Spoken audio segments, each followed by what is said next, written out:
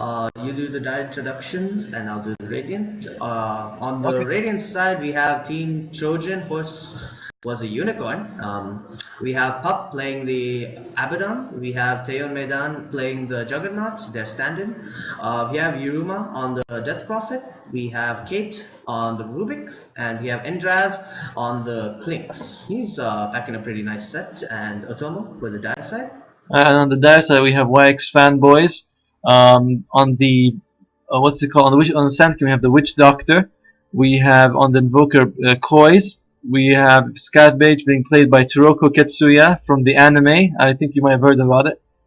Drums Boy is playing on the Faceless Void, even though he's not going to get drums. And Tuturo is playing on the Centaur Warrunner.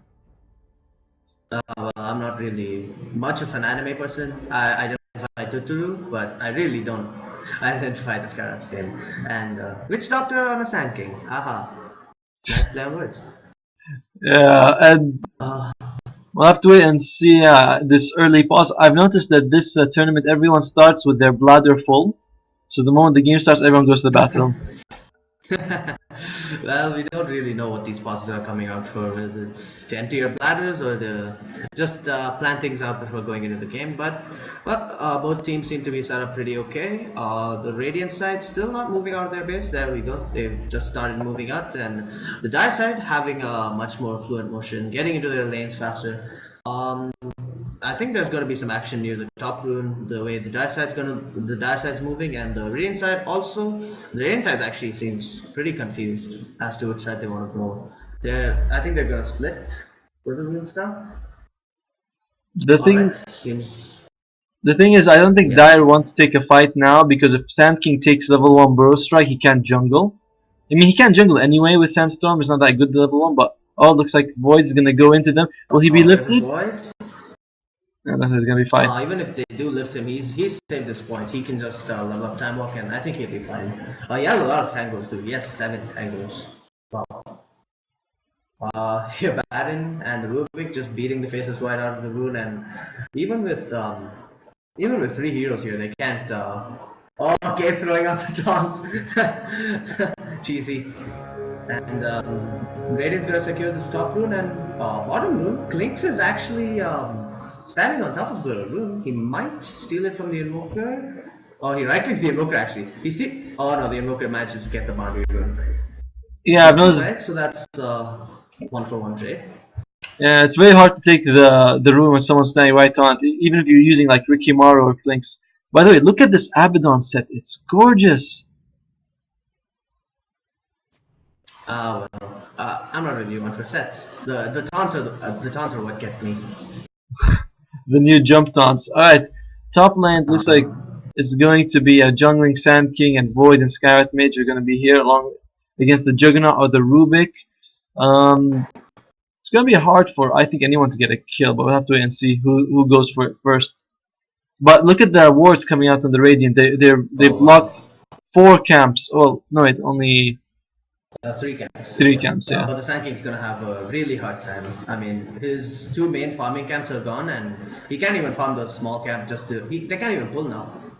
They're gonna have to get a lot of dewarding done, and I really don't know. This actually an aggressive tri-lane kind of coming out from the Radiant side. The Abaddon is roaming actually.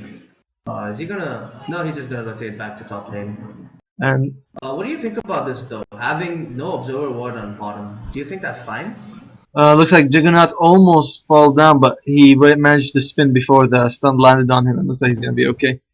Yeah, I think they're fine, because they know that they have Clinks who has NV, and they're up against Centaur, so 1-1. If they were not sure though, and Dire went for an aggressive tri-lane bottom, it could have been very dangerous. But like, this is fine. And Dire side actually puts down a sentry in the lane itself. I'm not quite sure why they did that.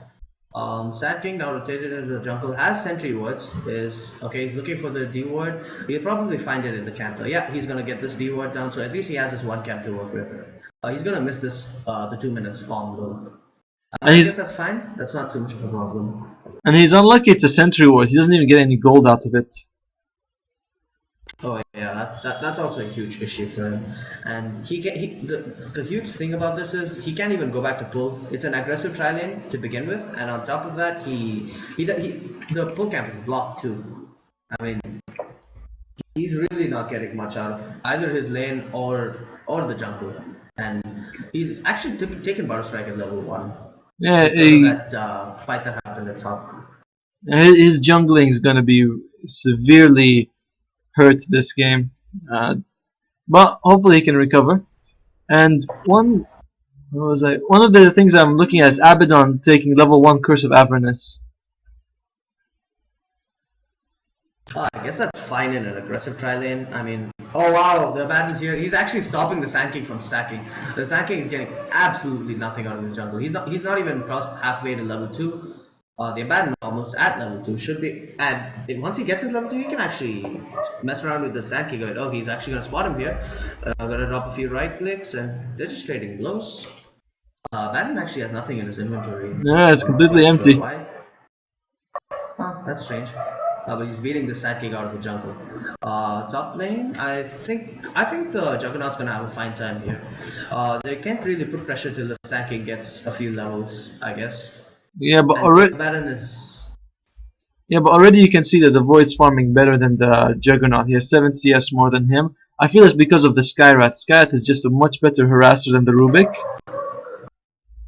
Yeah, that's for sure. Skyrath definitely a much better zoning support than Rubik. Oh, okay. Sand King stun and stun strike taking down the Abaddon in the jungle. All right. Well, over-aggression has its prices. Yeah, I feel like the level, and we were talking about the Sand King having slow farm, but there you go.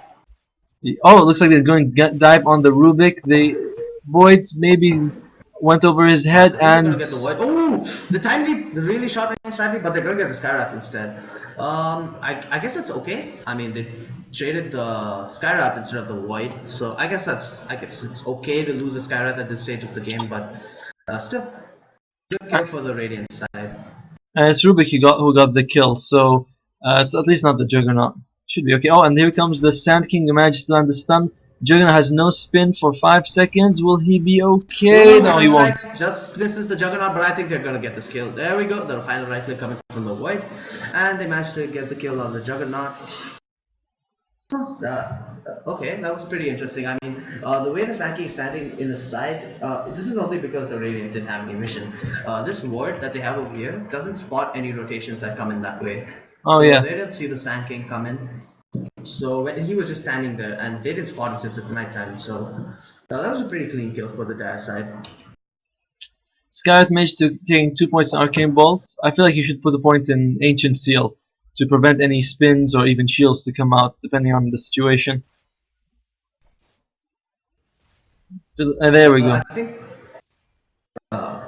I think that's okay, but it shouldn't really affect too much at early levels. I guess around the later mark, once the Skyrath's level 6 or 7, it would matter because they need they'll take longer to kill people. So level 1 Ancient Seal won't do the job just as well. Looks like Death Prophet was able to force the Invoker off the lane. Death Prophet winning the lane, at least they're definitely winning. Trojan is definitely winning the mid lane and also the bottom lane. Top lane is the only one that's more in Dire's favor, I'd say. I'm not too sure actually. I think the off lane is pretty even. Since Rubik managed to get that, I think they're gonna get another one here. No, I don't know if they'll be able to kill the Skyrath here. He's pretty fast. They're gonna turn and do some damage to the Void instead. This is one of the problems with Abaddon. He can't really get into people's faces very easily.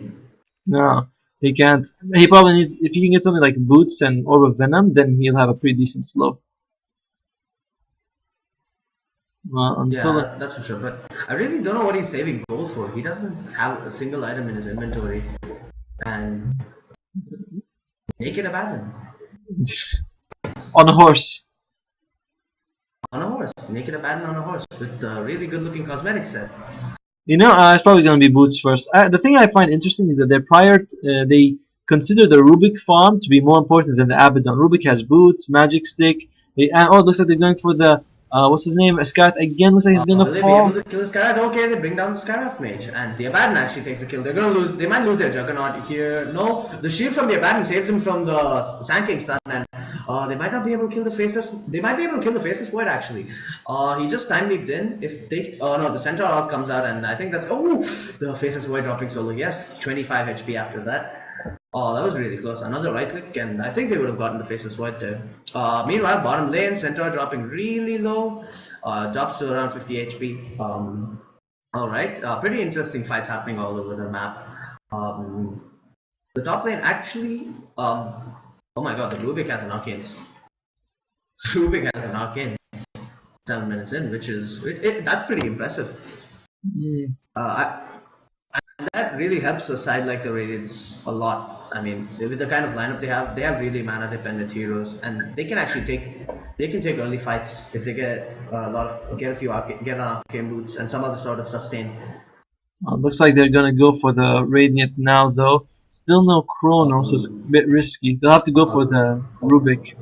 Alright. They're gonna go on the Juggernaut. They throw out the stun. Oh, the stun misses because of the spin. Rubik lifts the Faceless Void back. Rubik actually, okay, Rubik gonna give up his life for his team. Juggernaut Sandstorm might get taken down by the Invoker. The Invoker has a haste run. I think he might look to dive it. The Sand King stun comes out, and they bring down the Juggernaut and the Rubik too.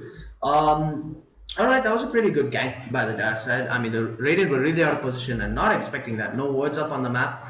Alright, I think that went really well for the Dark side. I like that Abaddon went for the exact items I mentioned, boots and Orb of Venom. But will it really be enough? I mean, he has almost nothing on him, basically, at 9 minutes. And Void getting really close to that Chrono. There's a nice double stack here that they could take later if they wanted to. Sandstorm, the Sand King. Want to leave this for the Sand King. The problem is Sand King hasn't really been jungling much, has he? And this is a really bad time to use his Sandstorm. Oh, beautiful! He lifted trying to use that, but wasn't there. Oh, but now the Radiant side's gonna steal this. No, this is a lot of fun for the Radiant. And Death Prophet even takes middle tower. Yeah, I was just about to look at her. Mid lane she's been kind of free since the Invoker went in top lane, so she can just do whatever she wants. Ooh, bottom lane. Link's getting aggressive on the Centaur. Centaur drops the stun. The Sunstrike coming out and the double edge, and ooh, Centaur landing the kill on the Clinks. Okay. Alright. Clinks has double his CS, but they were Omni slash at top lane. Skyrat mage drops in just a few slashes, and they might lose this tower. I wonder if the Void will look to deny it. Sankey actually TPing in. I think. Oh, okay. The Void going in with the time leap. The lift actually coming out from the Rubik, trying to take him back. Oh, the Chronosphere. The Void is so low. I think the Void's gonna die now. One right click, and the Void. 11 HP left. Will he die here? Will the Sand King die here? I think the Sand King is gonna drop. Yep, the Sunstrike comes out and takes off the shield from the Juggernaut, but I don't know if this Void Spirit's gonna be able to kill him. Yeah. Death Prophet comes in the back and snipes off the Faceless Void. Cold Snap onto the Death Prophet. A steal onto the Skyrat Mage. What is happening up here? Will they look to turn and go on the Skyrat? Okay, the Abaddon puts on his shield. Dropping really low. I think the Abaddon might die. Ooh, the Invoker. Okay. At the end of that, it's a 6-for-6 Centaur, and Clinks just farming bottom. Clinks not sure what he's going for, but Centaur has a ring of health.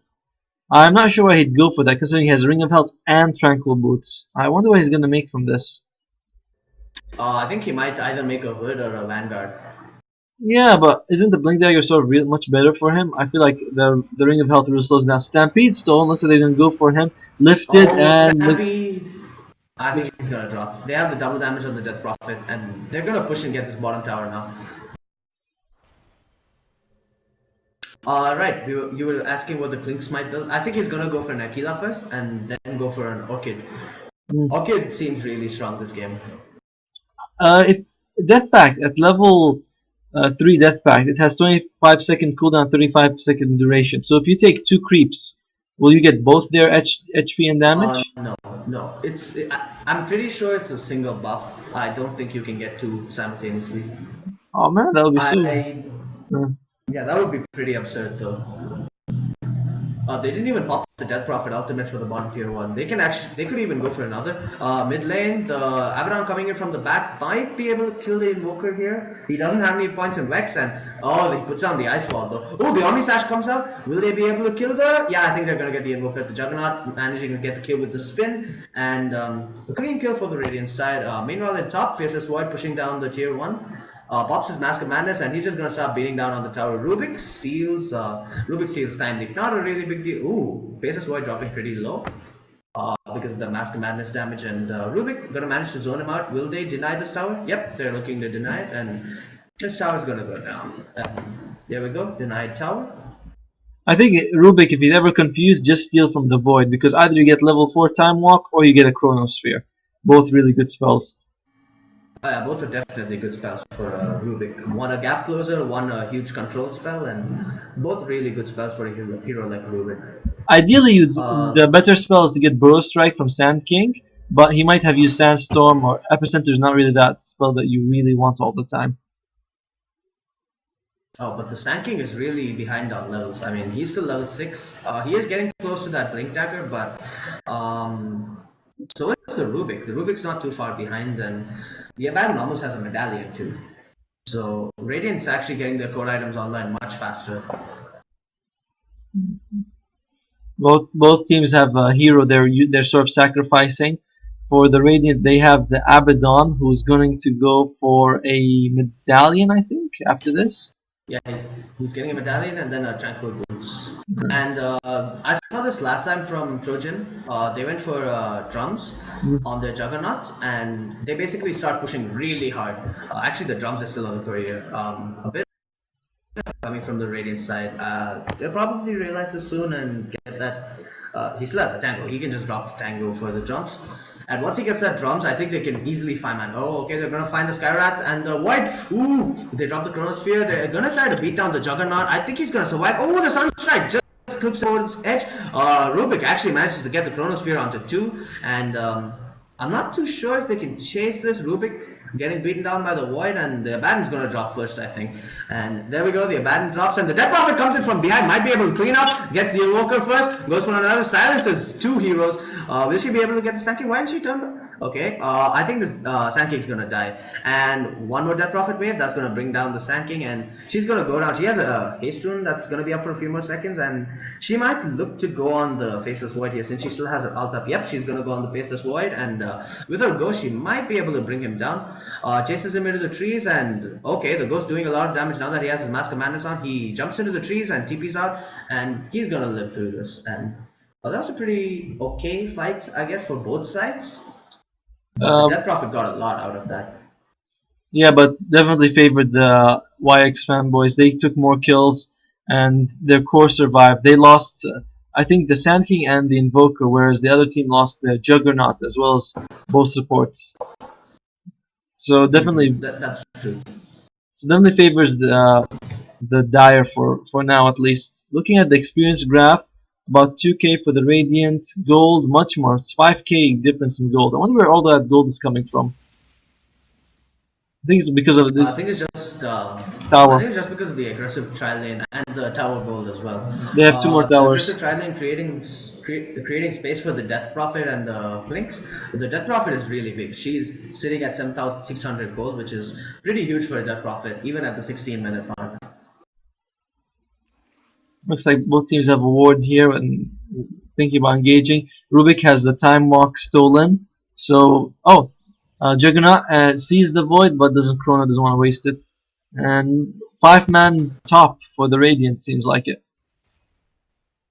Yeah, they have the items for it. They have the the Rubik actually time leaps in, and they're not gonna find the Juggernaut, the Sand King up here. He's really deep in the trees. They're not gonna chip anything on him. Huge growth! A 5-man Chronosphere! What?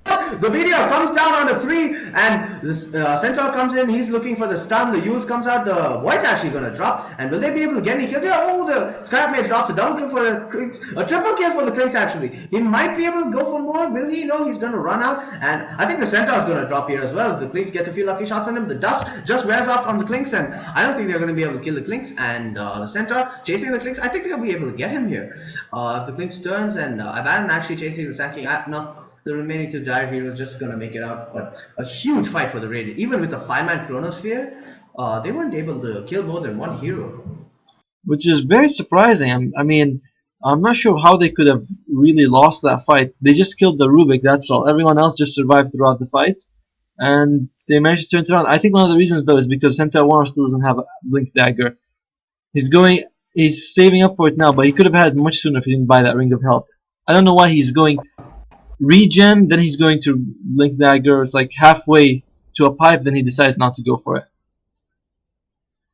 I agree. I think they were just not prepared for a 5-man chrono. Like, it's one of those times where you have the perfect setup, but your team's just not ready. Like, a 5-man chrono, and then you have all your spells, but you don't know where to drop them, right? It's pretty confusing when something like that happens. And now he has his Blink Dagger, so at least we won't be seeing that sort of mistake again. I think the Trojan is going to be a bit scared to engage after they saw a combo like that. That combo was pretty terrifying. I think one of the main reasons they didn't go down so easily is Abaddon can now activate his ulti when he's disabled. So he probably just used it in the Chronosphere, and so he managed to survive. And then when he came out, he just healed a few people, put on a medallion on someone, and that just makes that Abaddon's gonna put in a lot of work this game. I feel, since he can still pop his ultimate in a Chronosphere, and he's not gonna die very easily. Yeah, but I was thinking though if he did activate inside the Chrono or not.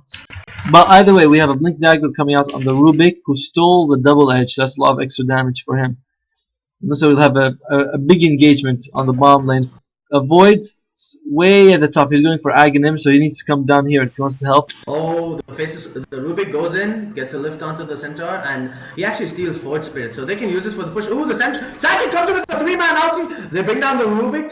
The DP is still alive though. DP uses herself, and they're gonna get the death profit here. The Abaddon doesn't have his ultimate, is gonna fall to the Faceless Void, and that's 3 for nothing. They're gonna continue on. They may get the stun. Oh, the spin comes out from the Juggernaut, and he's gonna teleport out. Will they get a bash? Will they get a bash? No bash. The Juggernaut manages to TP out. However, mid lane, Clinks takes the tier 2. Not a really good trade for the Radiant side. I think that was huge for the Dire.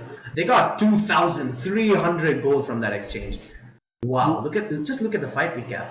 And that doesn't even include the fact that they killed the Radiant Courier as well.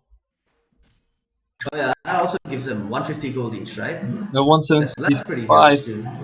Looks like though they're able to get the Skyrat. I think the Skyrat mage is just gonna drop here, and Clinks now in the enemy jungle just gonna party a bit. Ooh, he actually throws out a right click before he pops his invis. Oh, they missed both the dusts. They missed 2 dusts. The Invoker popped one over there, and the Sand King misses over here. And I think the Clinks knows the Sand King is up there.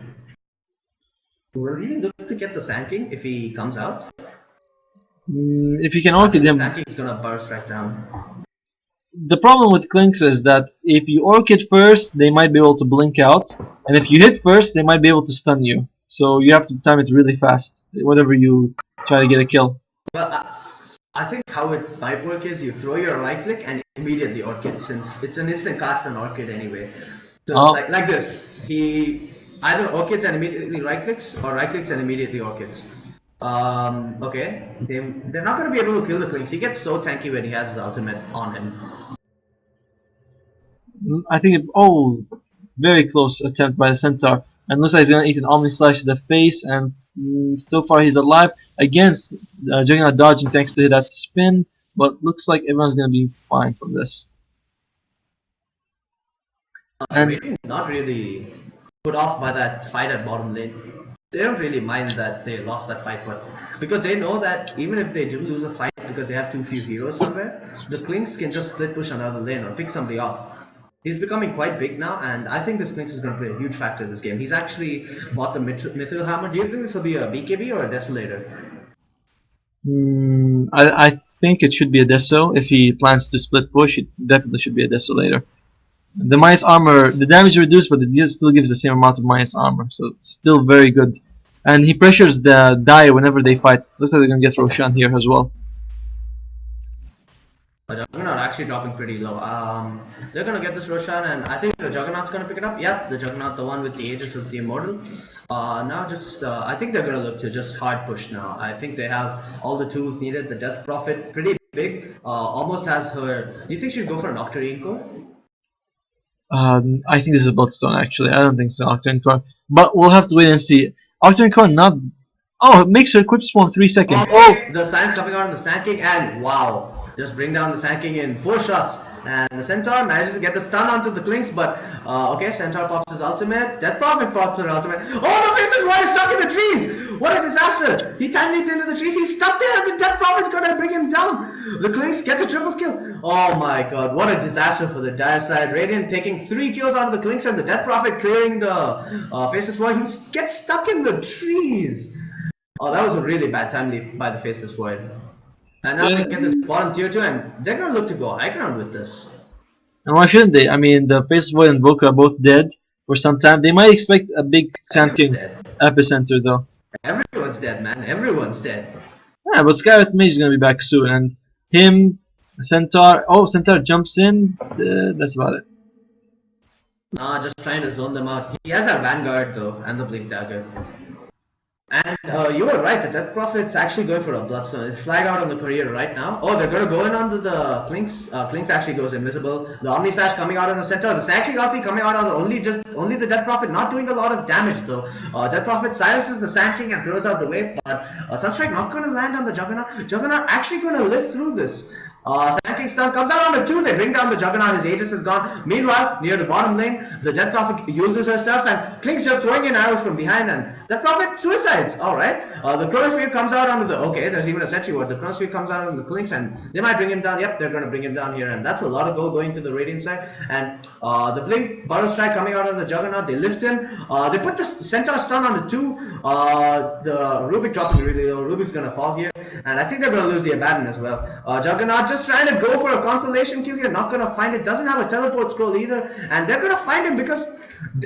Oh, the Sand King stun misses, and I think they're going to lose the Juggernaut here. The Time Leap comes in, the Sunstrike comes in, he spins, he's going to get away. Alright. The Radiant side trying to reduce their losses there, but that's actually pretty surprising. They went in with 5 heroes and an Aegis, and they only managed to take the tier 3 here. And that fight recap, that's huge. 4,300 gold swing.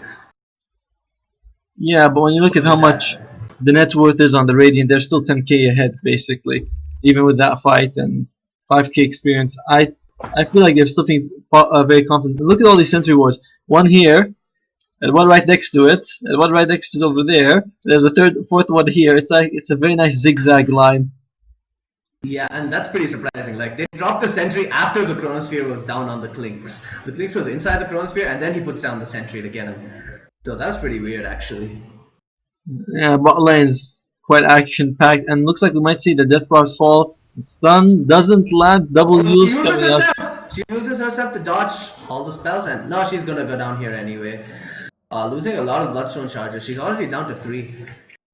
Yeah, she suicided once and then she died. So, looks like it's a really it's not it's a close game in the way that in kill wise, but it seems like Radiant have the much more team fight oriented lineup, at least so far. They execute. Their lineup is easier to execute. Sorry. Well, that's I really can't say that for sure, because the way Radiant have built their lineup is for this really hard early push. They went for the drums on the Juggernaut and all these really early items on their supports as well. Like, they were expecting to get a lot of towers, but I mean, they have done that, but they can't throw away fights like this. They need to keep themselves alive and take clean towers, not force out a response. Who do you think has the advantage late game? You mean ultra late game? I really can't say, because the Faceless Void went for an Aghanim Scepter, so that just delays his late game so much. And even the other heroes, the Centaur went for a Blink Force Staff, Invoker went for a Necro Book. Like, these are not ultra late game items. These are Centaur? 30 minute items. They get the lift on the Centaur, but they're not gonna bring him down. They don't have enough lockdown.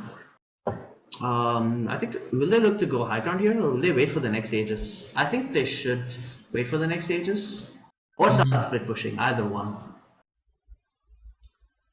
Clinks went for BKB, not this, so I feel kind of bad. So. I got that one wrong.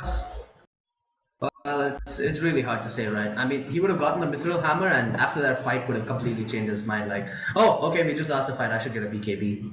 Yeah, but Now that he does have the BKB, they can look to go high ground, but I'm not too sure how confident the Radiant side feels about that.